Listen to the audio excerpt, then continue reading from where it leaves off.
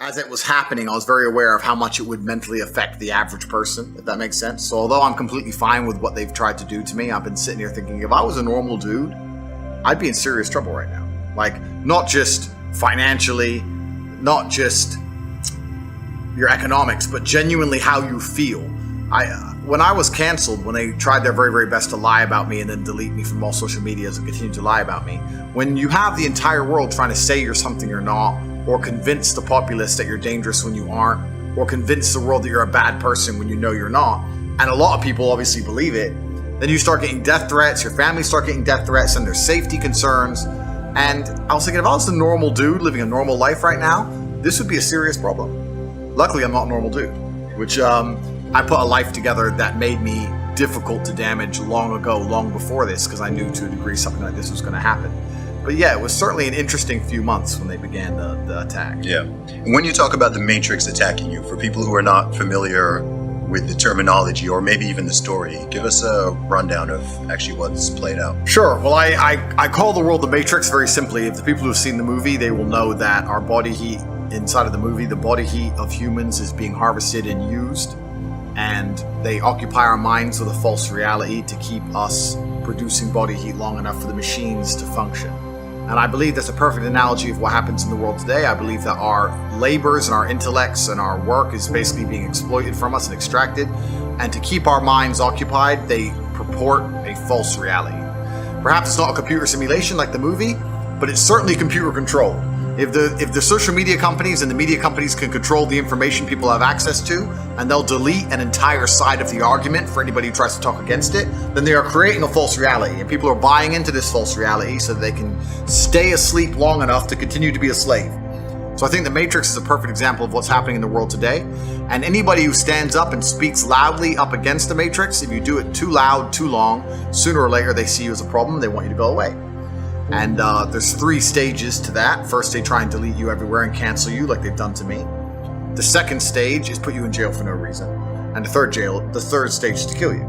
So when one of my lives have been used up now, so it's kind of scary, you know? You're kind of sitting there going, well, usually at this stage people go away.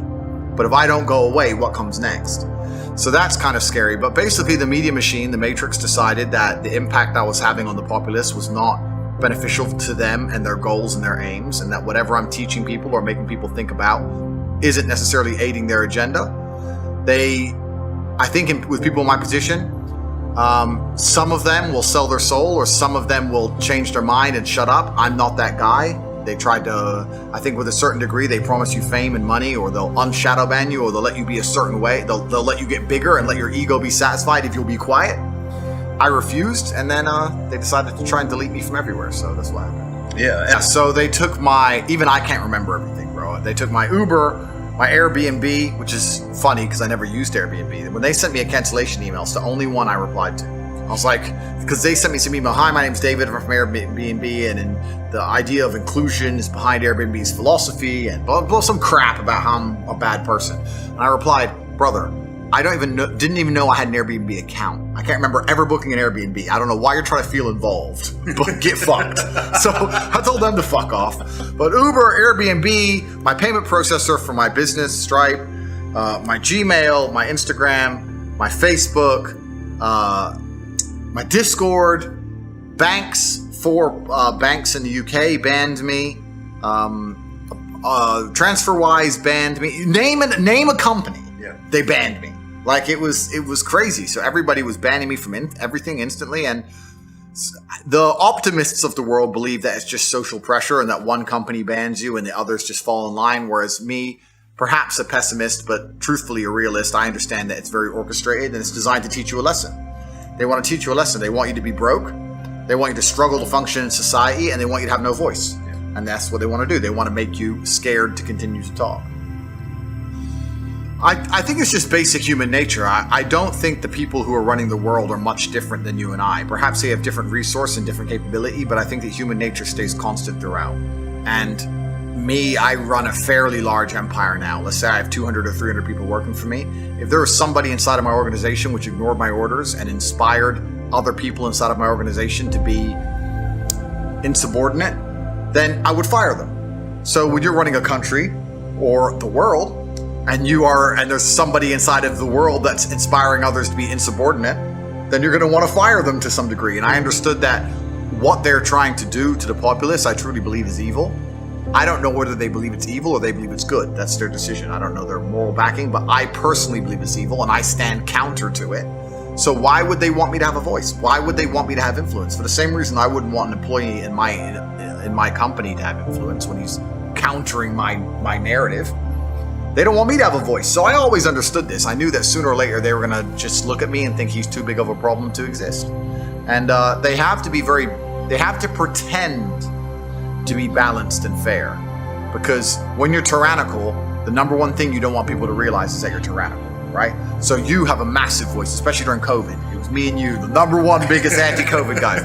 We were absolutely completely about it. But they have to let some people talk against their agendas, because if they delete everybody instantly, then it shows that they're tyrannical and it collapses. So you have to pretend they're balanced and fair, and they do. But if you reach a critical mass where you're having a genuine impact and effect at a certain point, I think that they just come for you and shut you up. Your Twitter account's massive, and you say so many great things on Twitter. If you had the same following on other platforms that you had on Twitter, you'd be gone. That's just what happens. You get to a certain point of critical mass, and they go, oh, okay, he has to go. That's a good question. Some companies gave me a reason, some companies didn't. So Meta and YouTube never even sent me an email. They just deleted me completely, and in sync were these massive press releases, which obviously they had prepared statements to release to the press, but they never gave me an official reason by email. So they've never even told me why. And the reason for that is because I think they understood that they're probably going to end up in court, and they want to be able to make up their reason as they go along in the courtroom. They don't want to stick to a reason on the day. In fact, I've heard from reliable sources that terms and conditions for both of these companies have changed post my banning. So they've tried to protect themselves. So that's that. A few other companies, the ones who deleted me, like Airbnb, etc., it was the typical generic community guideline standards don't meet our current expectations of that. It's all vague garbage. And when you click accept to these companies, you're accepting terms and conditions that are so ridiculously vague. They basically mean we can ban anyone at any time without reason because we decided to. So they don't have to give you a reason, you know?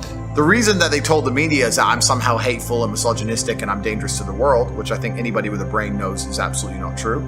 I have opinions, yes, but those opinions aren't going to be out here detrimenting society, not the way that most of the genuine evil that the mainstream media purports out to the children is actually damaging society. The reason they deleted me is because I was massively influential, and they didn't like the direction in which I was pushing the youth of the world, which was to think for themselves. So they thought I had to go. That's what the real reason they did it, and they never even told me why.